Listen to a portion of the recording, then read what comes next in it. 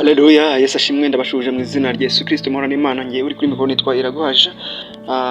Benshi barigishije, bigishije ijambo ry'Imana, babwiriza ijambo ry'Imana barivuga neza, ariko hari ibintu natwe tugomba kumenya, ariko twisomeye Bibiliya, kubera ko umuntu wese wigisha aba afite intego cyangwa se afite ikitwaritirije, wenda itorero rye riba ryamuhaye cyangwa se iwe ku giti cye, bitewe n'uko wenda amarangamutima ye amuyobora mu iryo jambo ry'Imana, ariko hakaba n'ubundi buryo umuntu agaburirwamo ijambo ry'Imana mu buryo bw'umwuka, aribwo Imana ibikwiriye ijambo. Icyo gihe rero biba ryari mu gihe wowe ubwawe Imana, iyo ufite Bibiliya ndetse umutima ukakwemeza yuko ugomba gusoma Bibiliya, icyo gihe rero hari igihe aho urambuye ari aho Imana iba ikumurikiye, ugasoma noneho iryo jambo rigahana n'intego z'ubuzima bwawe kugira ngo Imana irite ikuzahure. Rero niyo mpamvu muri byose ugomba kugura Bibiliya.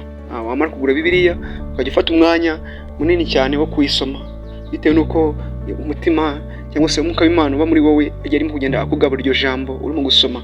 Niyo mpamvu rero hari byinshi muri batajya bigisha, kubera yuko ibyo ngibyo rimwe na rimwe yagenda baba bitagamijwe n'intego wenda z'ibyo bashaka kugira ngo bagereho.